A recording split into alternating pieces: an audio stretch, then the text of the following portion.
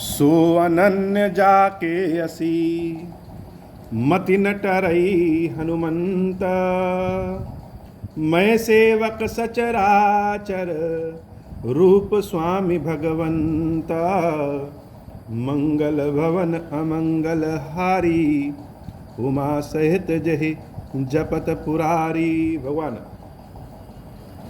अपने मुख से,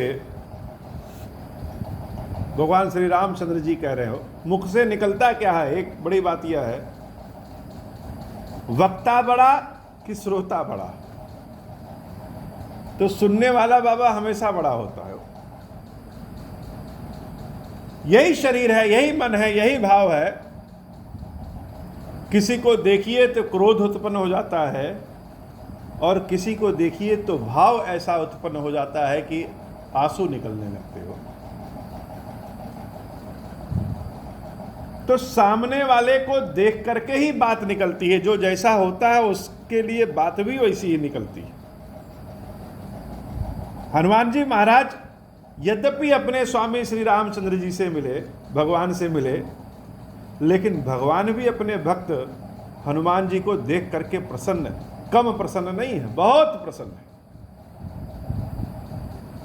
और भक्त को देख करके भी भगवान के अंदर भाव उत्पन्न हो जाता है, वह उसी तरह की बातें करते हैं। तो हनुमान जी महाराज को देख करके भगवान कह रहे हैं कि हे हनुमान, सो अनन्य जाके असी। किसकी भक्ति अनन्य है? कौन सेवक, कौन भक्त हमारा सबसे बड़ा है जो एकदम से अनन्य है? बहुत सारे भक्त हैं, कोई छोटे हैं, कोई बड़े। भक्तों भक्त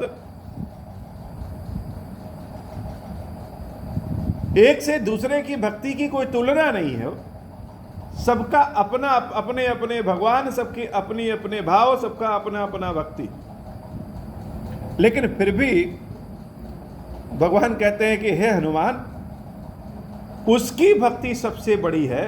सो अनन्य जाके असी मति न टरई हनुमंत। हनुमान जी की तरह जो अडिग रहे हो, हे हनुमान, जिसका मति कभी भी टले ना, इधर उधर डावाडोल ना हो, विश्वास और श्रद्धा कभी डावाडोल ना हो। कौन सा विश्वास श्रद्धा?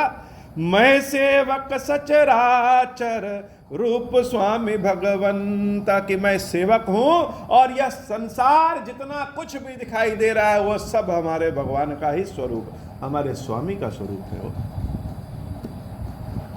बात बड़े छोटे शब्दों में कही गई, छोटे वाक्य में कह दी गई, लेकिन बात बहुत बड़ी है।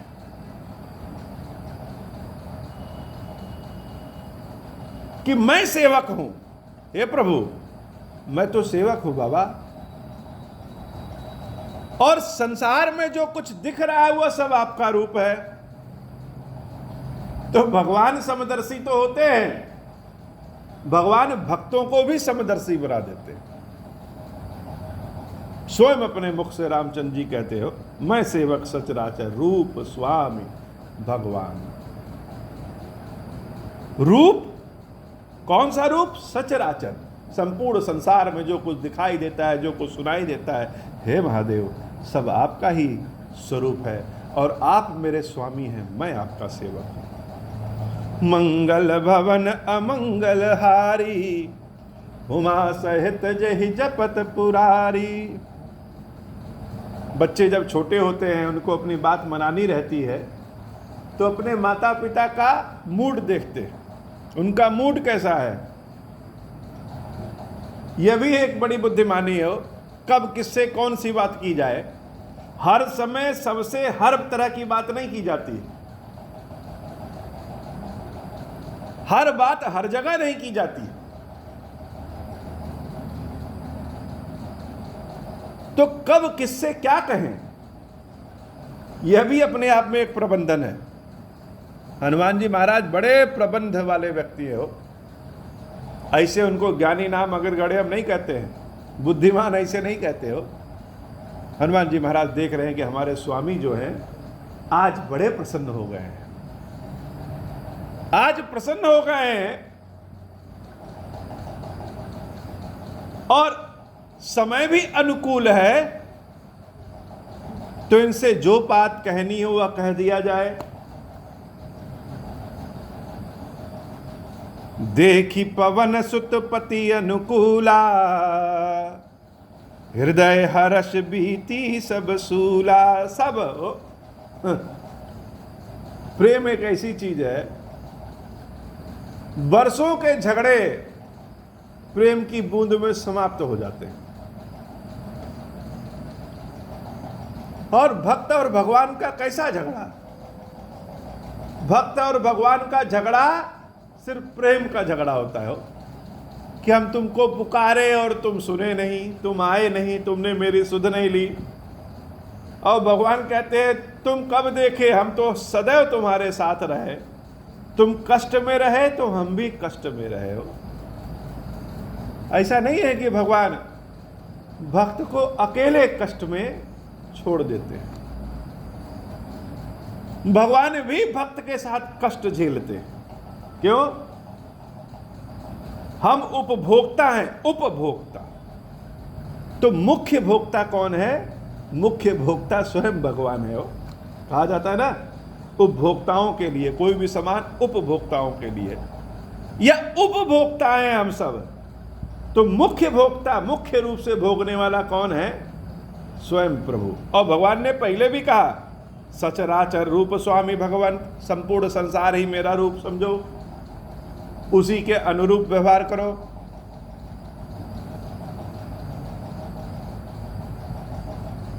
तो भगवान को अपने अनुकूल जान करके हृदय हर्ष बीती सब सूला, हृदय में हर्ष की भावना आ गई और सारा बिछोह का दर्द दूर हो गया। बहुत गर्मी लगे, पसीना लगे, बहुत कष्ट हो रहा है, और अचानक से जब ठंडी हवा का झोंका चलता है, पसीना सब सूखने लगता है, कितना आनंद आता है उस हवा में। तो मिलन का आनंद ही बिछोह के दर्द के बाद होता है।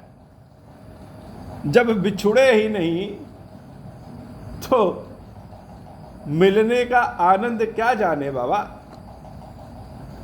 मिलने के आनंद के लिए बिछुड़ने का दर्द झेलना पड़ता है।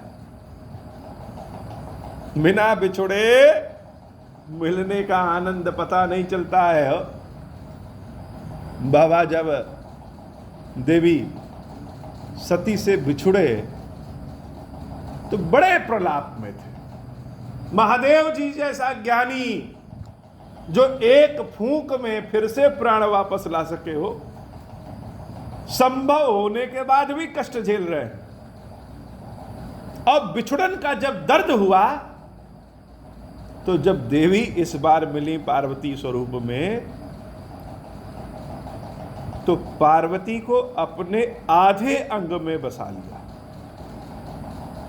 अब बिछुड़ गई हो, दोबारा ना बिछुड़ना।